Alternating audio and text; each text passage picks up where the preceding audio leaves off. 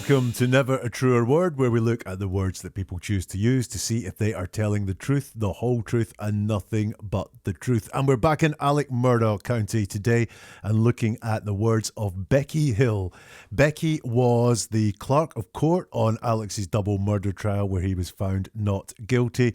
And we're going to look at something she said in an interview, I think from June this year.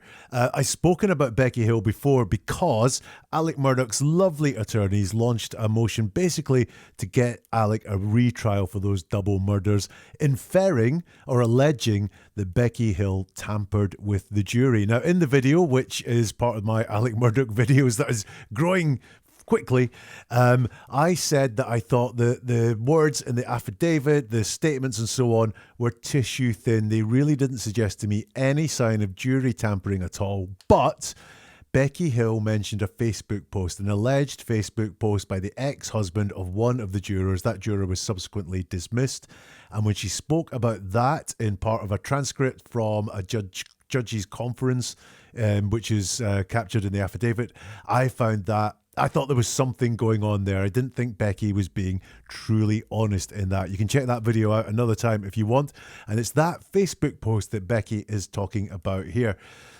The latest news seems to be that this is gathering speed. The investigation into Becky Hill and the whole story around her seems to be getting larger. And let me check my notes. A guy called Ben Smith posted an excerpt from an interview that Becky gave in June this year to something called Law Call. I'll link to the full video in the description of this, and you can watch the whole thing for yourself. But we're going to look at a very short excerpt of it where Becky Hill discusses this Facebook post again. And we'll look at the words that she uses. We'll look at her statement to see if we can work out, is this more believable than what I saw in the affidavit? Or do I still think there is something going there? Listen, if you like this, if you get something from it, hit the like button. That would be fantastic. Your comments on it would be brilliant as well. Your observations. I know people are not going to agree with me. I know she's got her supporters. So feel free to say that I'm being too pedantic or I'm picking on her too much, but I'm really going to analyze the words that she uses. So your comments, your observations, your suggestions would be really useful. Share this video as well. That works amazingly well to spread the word of what we are doing here. If you feel you've got people who would like to see this, then please share it. And if you want more videos like this, then join the growing number of subscribers to this channel. And about 5 days after I launch a video, and due to that unique way that YouTube works, you might get a notification telling you that there is one. So let's look at the whole segment we're going to look at, and then we'll break it down. So it's a phone-in, and this caller comes on with a question and says, Miss Becky, I was just wondering if you could elaborate on the juror that was dismissed in the middle of the trial. And Becky says, well, let's see. The one that was dismissed towards the end? The caller says, yes, ma'am. And Becky says, would this be the one that needed her dozen eggs to take with her? And the caller says, yes, ma'am. Love the caller's politeness. Becky gives her answer. And she says, well, a little bit about her is she had posted something on Facebook, and maybe not just her, but actually her ex-husband of more than 10 years, and that she had not heard from in more than 10 years. And he had posted something on Facebook. And I just happened to notice it on a Friday night when I was in bed, just perusing Facebook for just a minute. And when I went back to court on Monday, the judge was talking to the lawyers. They had brought something to the judge's attention, and I happened to be in chambers with them, and I remembered seeing what I saw, and I told Judge Newman about it. So I had one of my staff go back and find it.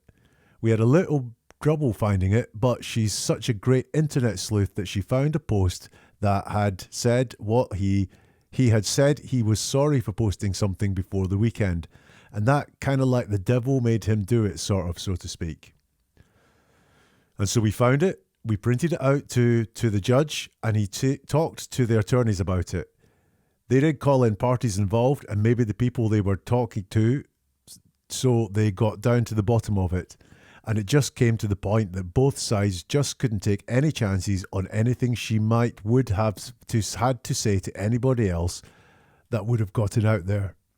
So she was dismissed. That's it. That's what we're going to look at. So let's look at the question that's asked first. Miss Becky, I was just wondering if you could elaborate on the juror that was dismissed in the middle of the trial. Now, we just saw a whole load of words in Becky's answer, kind of rambling, kind of contradictory at points as well. We'll cover all that as we go to it. But really, what was needed to be said there? I mean, it could have been, frankly, I think she would have been better advised to say something like, I'm afraid I can't really elaborate on that. That's not my responsibility. Or I don't know. I really don't know anything about that. If she did want to say something, if she did want to elaborate, she could say something along the lines of, the judge discovered that she may have been talking to others about the case, which was not what she should have been doing, so she was dismissed before any deliberations had taken place. That would have covered everything that's in that answer without the waffle, without the contradicting herself, without going around the houses. But she didn't.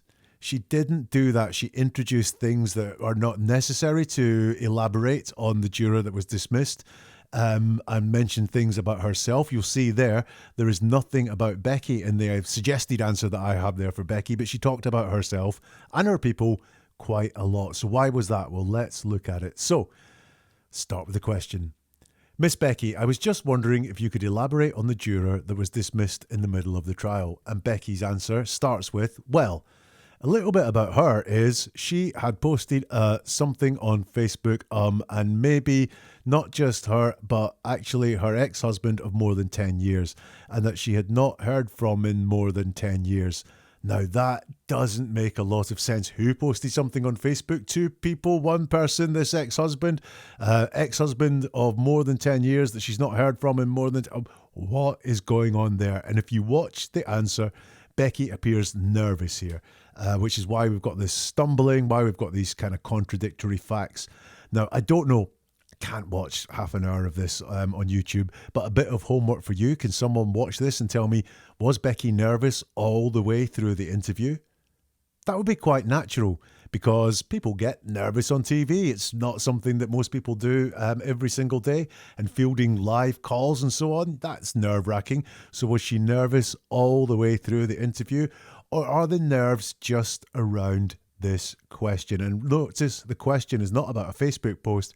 The question was about a dismissed juror. Is it the dismissed juror that is making her nervous? I don't know. There's two possibilities as to why this is a very nervy answer. What else do I notice about this? Look, starts with well. You know what it's like. Do you get annoyed when you ask someone a question and they go, well? Because what that means is I'm going to talk down to you slightly. I'm going to explain things to you slightly. So you've asked me a question and I'm going to use well, maybe to say why that's not a good question, maybe to show off how much I know more than you do. But well, when someone starts with well, it kind of says I'm going to introduce some unexpected things here into the answer.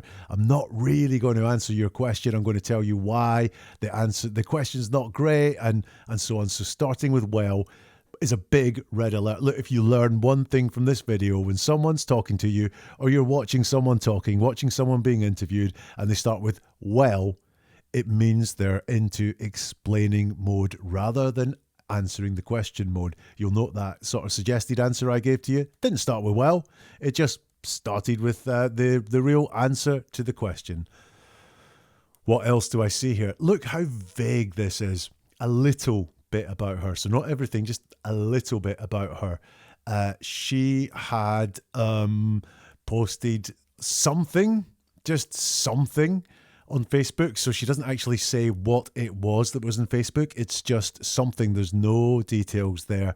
And again, she might be trying to keep some things confidential because they should be. But you could expand on that. Something she shouldn't, or something that shouldn't have been posted on Facebook. But it's just something. It's vague. And maybe. So again, there's no real facts coming here, just supposition. And then not just her, but actually her. What the hell does that mean? This is really, really vague, this part of the answer. I think she's got herself in a bit of a turn here because I think really the allegation is it was the ex-husband that posted something on Facebook.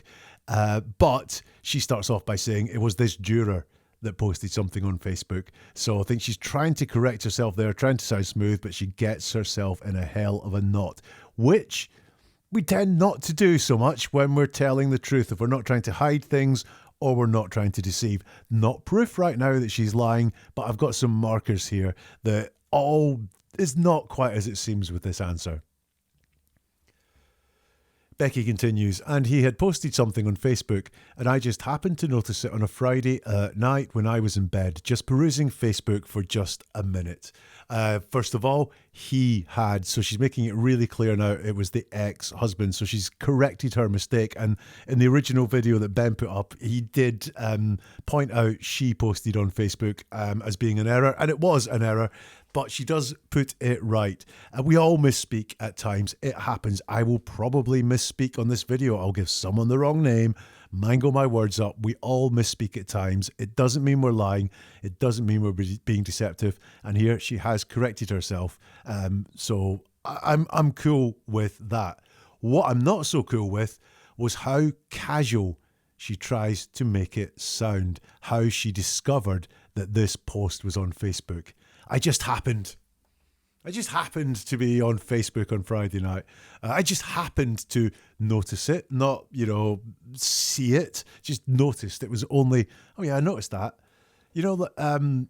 Something really alarms you. You don't notice it. You see it, or you are shocked by it, or you don't notice it. On a Friday night, I was in bed, so, I wasn't doing anything serious. I was just in bed relaxing. So this is all casual how this came to me. I was perusing Facebook, not looking at Facebook or scrolling through Facebook. This is the least active way of taking in Facebook that you can, isn't it? Just perusing Facebook. And by the way, only for just a minute. So she goes to great lengths putting in phrases to I just happened, notice it, in bed, perusing, and only just for a minute. She goes to great lengths to tell us that this was a casual thing and as to how she noticed this Facebook post. Why do that? I mean, it could be she's embarrassed that she was in bed on a Friday night going through Facebook. That's maybe not the best way to spend a Friday night. But I think just as likely this is covering up for something that wasn't quite so casual. Had someone pointed it out to her? Had she had a tip-off maybe from someone who had ulterior motives as to tipping off the clerk of court about what was happening? But she feels like she has to make it really casual that she stumbled upon this Facebook post. I think that's very likely what happened. And when I went back to court on Monday, the judge was talking to the lawyers. They had brought something to the judge's attention, and I happened to be in the chambers with them, and I remember seeing what I saw, and I told Judge Newman about it. Really interesting here is that, in her words, the judge and the lawyers, they were talking about something, not necessarily this Facebook post. They were just brought something to the judge's attention, but she doesn't elaborate on what that is. You might get the impression it's either to do with this juror or it's about this Facebook post from the way she's talking, but she doesn't use those words.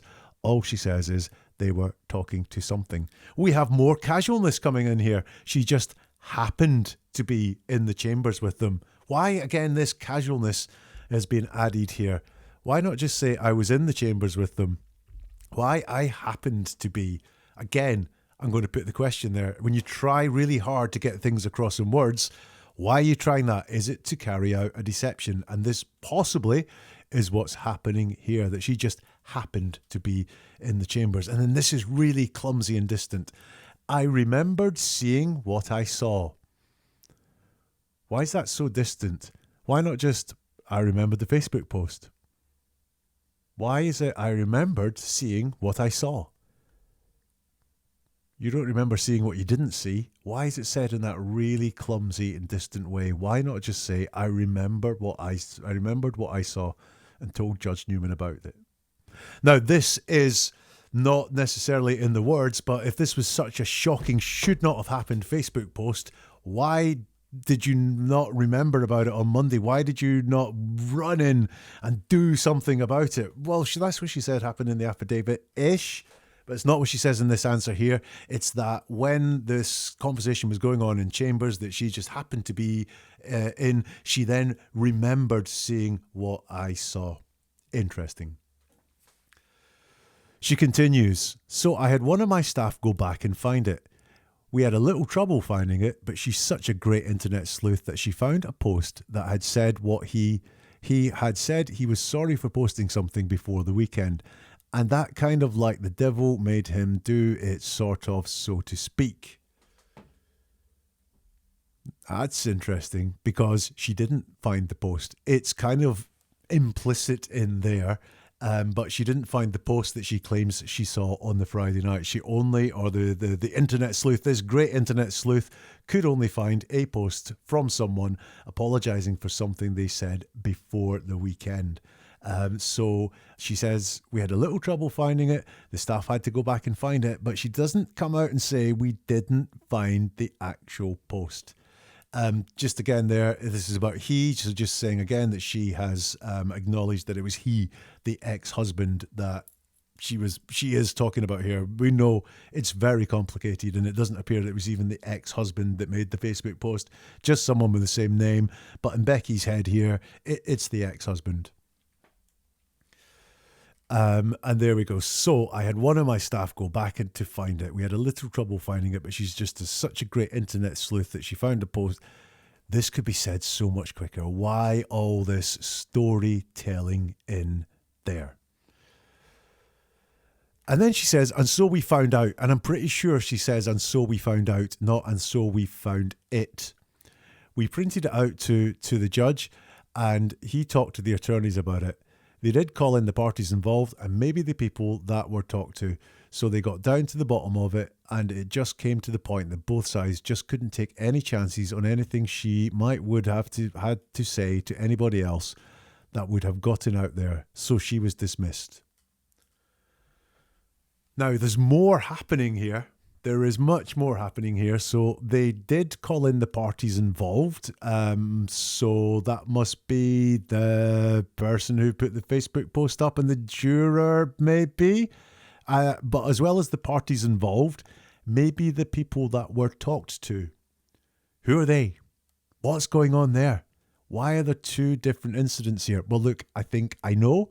But Becky is not saying there, but certainly there is more going on, as you can see from the way she refers to things there.